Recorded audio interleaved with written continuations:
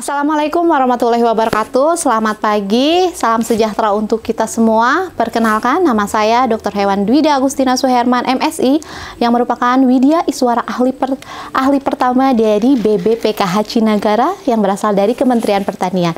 Mohon izin untuk mengirimkan video micro teaching sebagai tugas akhir pada pelatihan penguatan Javum Widya Iswara perpindahan jabatan atau promosi Angkatan 5. Selamat menyaksikan. Assalamualaikum warahmatullahi wabarakatuh. Waalaikumsalam warahmatullahi wabarakatuh. Baik, selamat pagi Bapak dan Ibu peserta pelatihan teknis juru sembelih halal di BBPKH Cinagara. Ini merupakan hari ketiga ya? Oke, semoga tetap betah di sini ya. Baik, Bapak dan Ibu sekalian, kita hidupkan hari ini pembelajarannya dengan yel-yel ya. Yel-yel Juleha ya. Tapi kita mulai ya. Semangat pagi. Pagi luar biasa. Oke. Juleha. Bismillahirrahmanirrahim. Allahu Akbar. Sret. Oke. Kemudian apa kabar semua? Semangat, ceria, spektakuler. Oke. Tepuk tangan untuk kita semua. Baik. Bapak dan Ibu peserta sekalian, ini merupakan hari pertama kita bertemu ya. Oke, sebelumnya kan ada rekan saya untuk menjelaskan UK 1 sampai UK 5. Nah, kita mulai dengan perkenalan sebelum kita masuk ke materi melakukan pemeriksaan fisik hewan yang merupakan UK ke-6. Ya. Oke, kita perkenalan dulu. Tak kenal maka tak sayang maka tak taruh. Tapi jangan ke saya ya. Mohon izin, sudah limited. Sudah ada yang memiliki. Mohon izin.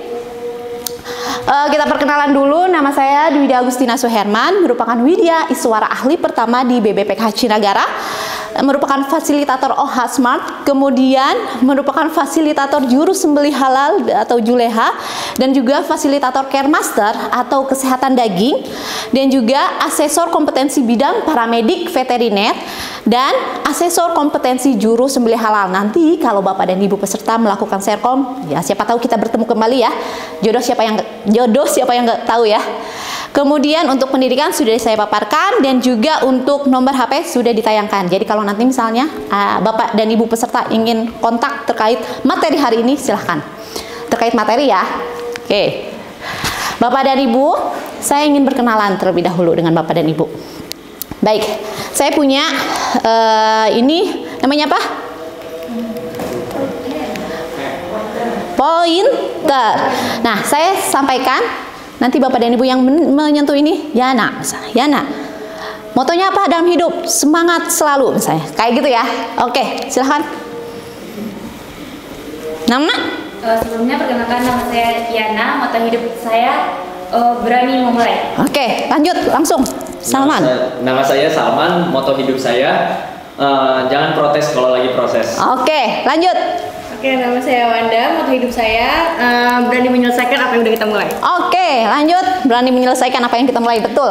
Nama saya Jangan nanggung. Anissa. Oke, Anissa. Moto saya berani mencoba, pantang menyerah. Oke, berani mencoba, iya betul. Nama saya Rinjani, moto Rinjani. saya be the best, not be asa. Oke. So, lanjut. Nama saya Sofia, moto hidup saya best. Best, pokoknya the best ya. Pokoknya menjadi the best. Oke, terima kasih Bapak dan Ibu sekalian. Ini saya jadi ke bawah nih Salman kayak gini tadi. Oke, lanjut ya. Nah, Bapak dan Ibu peserta sekalian, sebelum memulai pembelajaran ini, keluarkan gadgetnya ya, saya mohon. Untuk men-scan barcode yang ada, yang tampak di layar.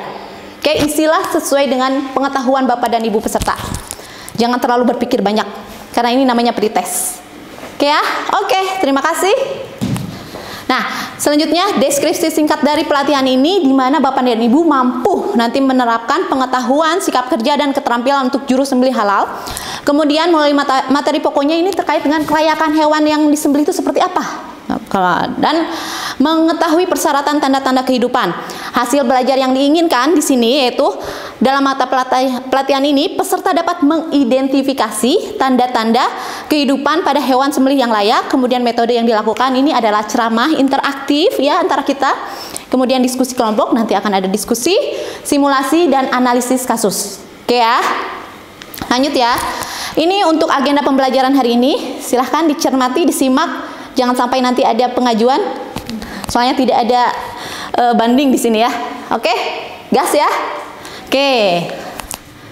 Nah, Bapak Ibu, di sini disampaikan SKKNI nomor 147 tahun 2022 terkait dengan 10 keterampilan yang harus dimiliki oleh seorang juru sembelih halal. Ada 10? Oke, ada 10 ya. Ingat, 10. Nah, yang sekarang kita akan paparkan terkait dengan UK ke-6. Yang ditandain oleh saya yaitu melakukan pemeriksaan fisik. Nah, apa yang Bapak dan Ibu langsung pemeriksaan fisik itu apa? Yan? Melihat seluruh tubuh hewan. Oke, secara keseluruhan ya. Oke. Antemortem. Oke, semacam antemortem ya pemeriksaan fisiknya. Oke, lanjut ya. Nah, sebelum kita mulai, kita berdoa terlebih dahulu ya untuk langsung sebelum masuk ke materi inti. Berdoa, kita mulai.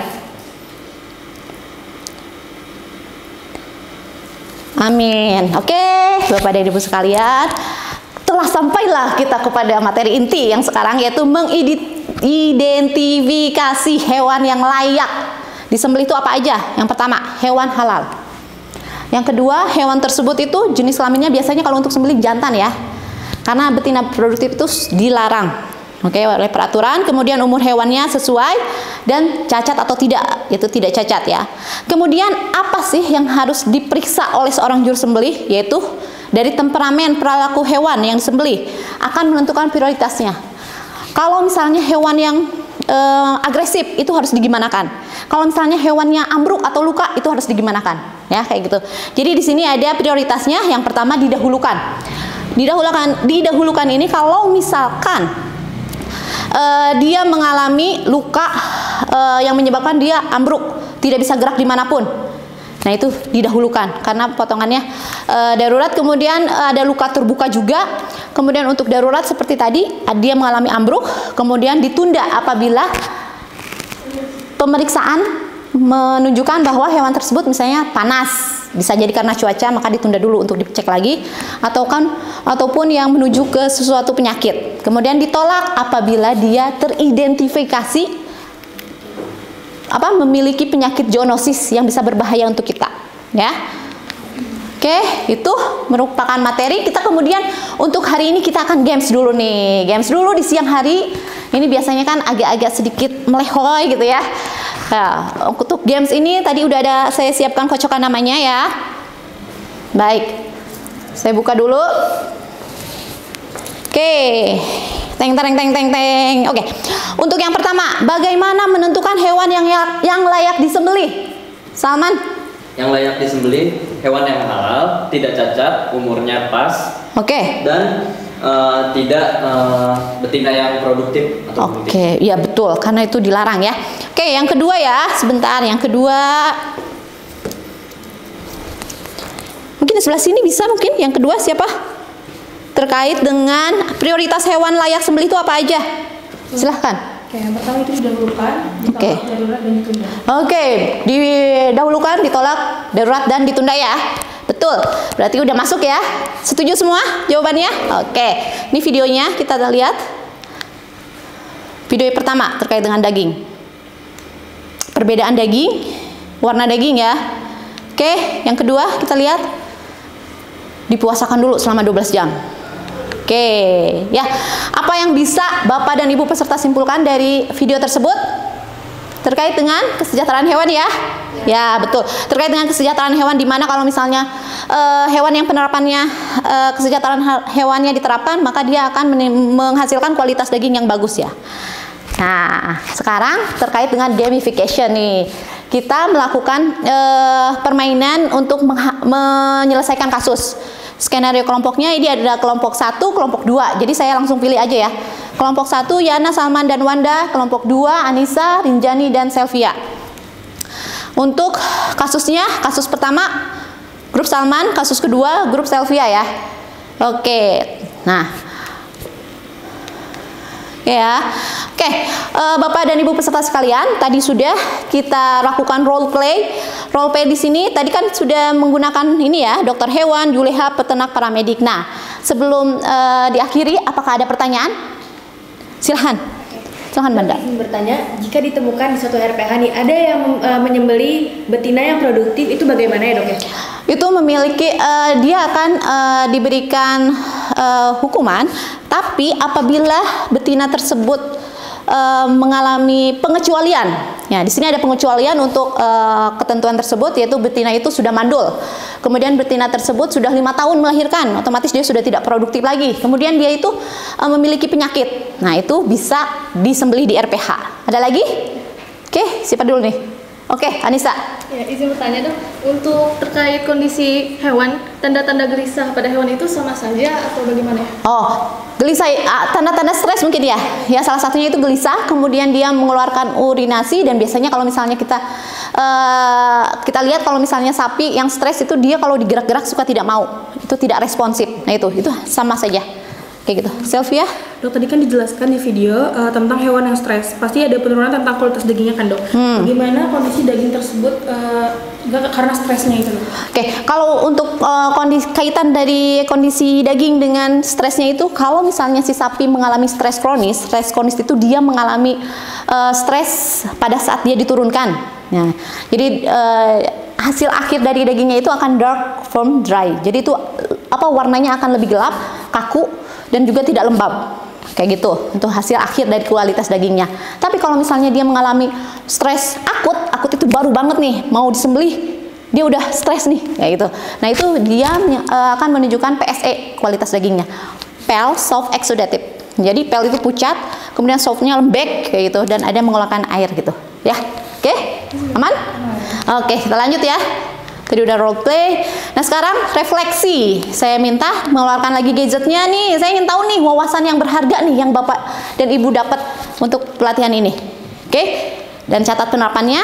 Oke, terima kasih. Nah ini saya udah sampaikan di mana ada wawasan tentang indikator. Oke, penerapan keserawan penting, betul sekali. Oke, tetap diterapkan ya keserawannya ya. Nah ini ada penugasan. Saya ingin lihat tindak lanjut dari Bapak dan Ibu di luar nanti ya. Oke, post testnya silahkan. Oke, terima kasih. Baik, hasil dari post testnya bagus ya. Dari pretest dan post test. Pretest ada perkembangan ke post test ini. Ada referensinya. Kemudian izin saya tutup pelatihan ini. Mohon maaf apabila ada kekurangan.